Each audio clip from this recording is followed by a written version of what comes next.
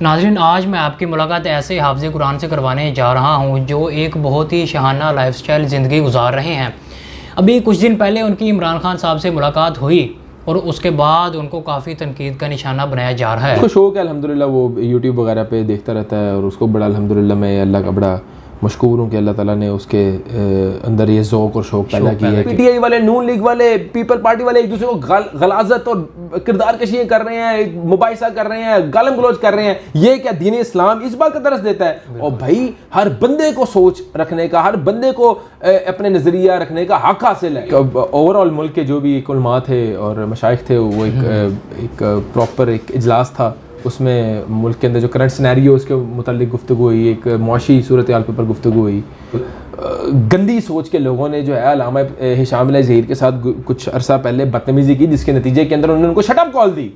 अस्सलाम वालेकुम नाज़रीन, पाकिस्तान स्पेशल के साथ मैं हूँ आपका होस्ट शैदर अली और आप देख रहे हैं जुनून न्यूज़ नेटवर्क। नाज़रीन, आज मैं आपकी मुलाकात ऐसे हाफ़िज़ कुरान से करवाने जा रहा हूँ जो एक बहुत ही शाहाना लाइफस्टाइल ज़िंदगी गुजार रहे हैं। अभी कुछ दिन पहले उनकी इमरान खान साहब से मुलाकात हुई और उसके बाद उनको काफ़ी तनकीद का निशाना बनाया जा रहा है। आइए चलते हैं, उस शख्स से बात करते हैं और उनसे पूछते हैं कि तनकीद के बाद वो क्या फ़ील कर रहे हैं। अस्सलाम वालेकुम।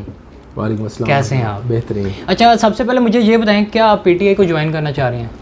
ये फ़ैसला तो इंशाल्लाह वक्त साबित कर देगा और इंशाल्लाह बहुत जल्द मैं बड़ा खुलेआम इस बात का जो ऐलान करूंगा, जो भी सियासी पार्टी को मैं ज्वाइन करूंगा। सही। अच्छा, खान साहब ने आपको खुद बुलाया या आपने उनसे मुलाकात? मुझे पीटीआई चेयरमैन की तरफ से दावत थी। सही। अच्छा, उसमें क्या बातें हुई आज अगर हमें बता दें आप? उसमें हमारी मुल्क की सियासी सूरत हाल के ऊपर तबादला ख्याल हुआ। इंशाल्लाह हमारे कुछ पॉइंट्स हैं वो इंशाल्लाह रिवील होंगे बहुत जल्दी। इंशाल्लाह मैं इस पर वीडियो बयान भी इंशाल्लाह जारी करूँगा। खान साहब ने आपको दावत दी? ये एक ओवरऑल मुल्क के जो भी उलमा थे और मशाइख थे, वो एक प्रॉपर एक इजलास था। उसमें मुल्क के अंदर जो करंट सिनेरियो उसके मुतालिक गुफ्तगू हुई, एक मुआशी सूरत हाल के ऊपर गुफ्तगू हुई, एक इस बारे के अंदर इस्लामी सोच व फ़िक्र क्या, इस्लामी तबका क्या राय रखता है, उस पर उन्होंने हमसे कमेंट्स लिए। सही। तो ओवरऑल बेहतरीन एक मस्बत मुलाकात थी जिसके इंशाल्लाह बेहतरीन पॉइंट्स जो हैं वो बेहतरीन नताइज इंशाल्लाह ज़रूर निकलेंगे। और आपने बात की तनकीद की, तो मैं ये समझता हूँ बिल्कुल तनकीद नहीं हो रही। कुछ शरपसंद अनासर जो हैं वो होते हैं, जो कि हम कुरान पढ़ रहे होते हैं तो उस पर 2-3 कमेंट्स आ जाते हैं नीचे तनकीद के। तो जो लोग कुरान को नहीं बख्शते, तो हमें मुलाकात का नून लीग वाले अगर कोई तनकीद करें या अगर पीटीआई वाले नून लीग से मुलाकात अगर तनकीद करें, तो हम तो किसी का मुंह बंद नहीं कर सकते। हर बंदा आज़ाद सोच का मालिक है, वो जो मर्जी राय रख सकता है। तो मैं ये समझता हूँ कि हर बंदे को अपनी सियासी और नज़रियाती सोच रखने का हक़ है और यहाँ पे हम लोग सारे आज़ाद हैं और हम अपना जमहूरी हक़ रखते हैं सोचने का, समझने का और ज़िंदगी गुजारने का। तो हम किसी को पाबंद नहीं है, किसी के पूछ के हमने कोई मुलाकात करनी है, किसी को खुश करने के लिए मुलाकात करनी है।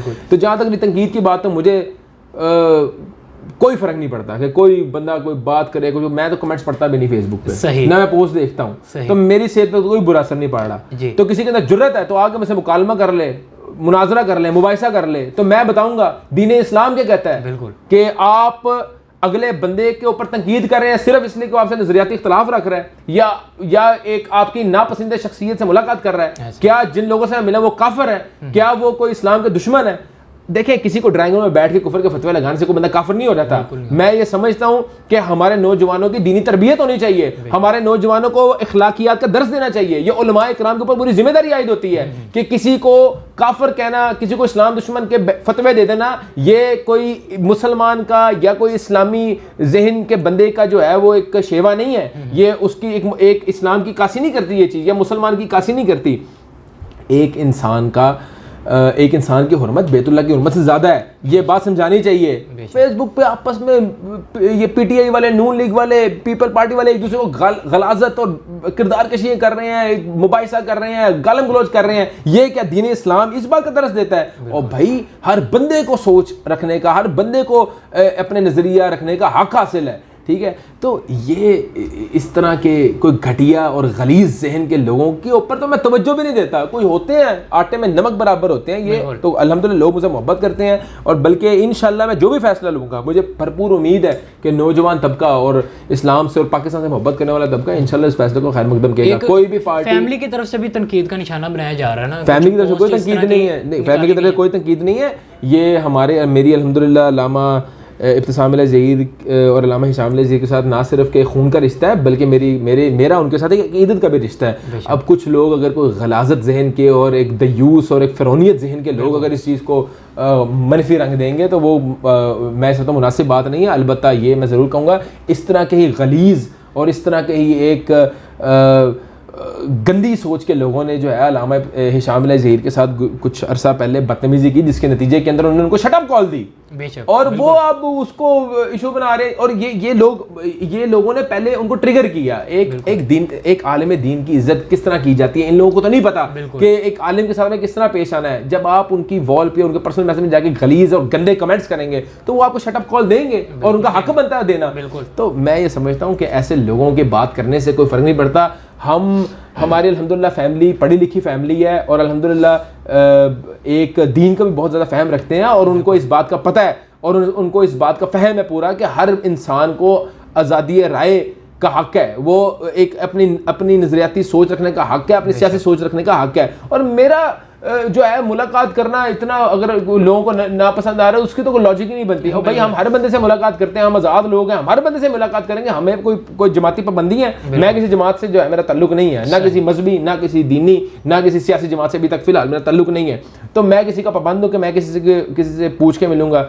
मैं हर बंदे से मिलूंगा और इंशाल्लाह मुस्तकबिल के अंदर भी जहाँ मुझे समझ आए मैं सियासत भी करूँगा। जो प्लेटफॉर्म मुझे समझ आए मैं उसका इंतखाब करूँगा। अच्छा, हाफ़िज़ कुरान की तरफ से एक लोगों का नज़रिया देखा जाता है कि वो कहते हैं जी कि 500,000 दे के चलता कर दिया जाता है हाफ़िज़ कुरान को अमूमन तरावियाँ पढ़ाने के बाद।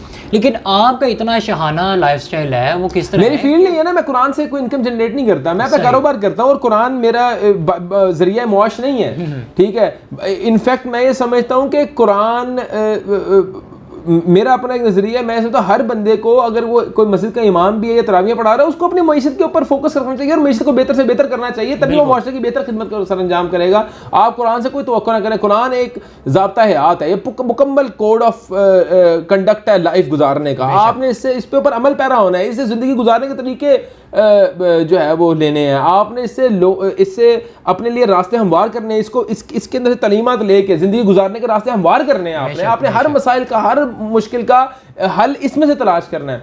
तो मैं ये समझता हूँ कि अल्लाह ताला जो है वो जो ये इमाम इकराम है, मस्जिद के जो इमाम है, मैं ये चाहता हूँ कि ये एक इकट्ठे हों और किसी प्लेटफॉर्म के ऊपर इनकी एक बेहतर से बेहतर इनको एक गाइडलाइंस दी जाए बिज़नेस की और एक ज़िंदगी गुजारने की, और यही लोग निकलें और अच्छे मैं समझता हूँ कि फील्ड्स के अंदर जाएं, CSS करें, डॉक्टर इंजीनियर्स बने और इंशाल्लाह तभी इनकी इंशाल्लाह इज़्ज़त में इजाफा ही होगा। बेशक। अच्छा, एक वीडियो देखेगी जो आपके बेटे के साथ एक वायरल हुई, वो भी मिलियंस ऑफ व्यू में गई कि कुरान पाक की तिलावत कर रहे थे आप दोनों। क्या आपने वो बेटे को खुद सिखाई या आपको देख के ही उसने सीखी? उसको शौक है अल्हम्दुलिल्लाह, वो यूट्यूब वगैरह पे देखता रहता है और उसको बड़ा अल्हम्दुलिल्लाह मैं अल्लाह का बड़ा मशकूर हूँ कि अल्लाह ताला ने उसके अंदर ये ज़ौक़ और शौक़ पैदा किया है कि वो कुरान की तालीम हासिल करें और वो कुरान अच्छे से अच्छा पढ़े। तो मेरी दुआ है अल्लाह ताला उसको इमाम काबा बनाया और उससे दीन का बेहतरीन काम ले। क्या बात है। अच्छा, आखिरी सवाल के आपकी फ़ैमिली में से कुछ लोग 2 से 3 लोग इस तरह के हैं जो जन्नतुल बकी में मदफन है जी, लेकिन अमूमन यह देखा जाता है कि जो मदीने में शहादत पाता है वही जन्नतुल बकी में जी ये है तस्वर। लेकिन एक अल्हम्दुलिल्लाह अल्लाह ताला का बड़ा करम है, अल्लाह ताला का एहसान है कि अल्लाह ताला ने जो है वो मेरे नाना, उनके वालिद साहब और एक मेरे कज़न है, उनको जो है वो जन्नतुल बकी के अंदर जो है उनकी वो मदफन है। और ये मैं समझता हूँ कि हमारे जो बुज़ुर्ग हैं, हमारे नाना हैं, उनके वालिद थे पर नाना, उनकी दुआओं का नतीजा है बिल्कुल कि अल्लाह ताला ने जो है उनकी दुआओं को कबूल किया और वो आज जन्नतुल बकी के अंदर जो है वो मदफून है। बेशक जी। नाज़रीन, आज हमारे साथ ऐसे नौजवान मौजूद थे जो हाल ही में अपनी पार्टी का भी ऐलान करने वाले हैं और इनका यही कहना है कि जो हुफ़ाज़ कराम हैं उनको जो कुरान पाक की तालीमात हैं वो पैसे के लिए नहीं करनी चाहिए, उनको ये फ़ी सबीलिल्लाह करनी चाहिए। लेकिन आखिर में इस आज की ये जो मौजू का जो खुलासा है वो यही है कि किसी पे बेजा तनकीद नहीं करनी चाहिए और बग़ैर किसी तहकीक के। इसी के साथ मुझे मेरी टीम को दीजिए इजाज़त। अल्लाह हाफ़िज़।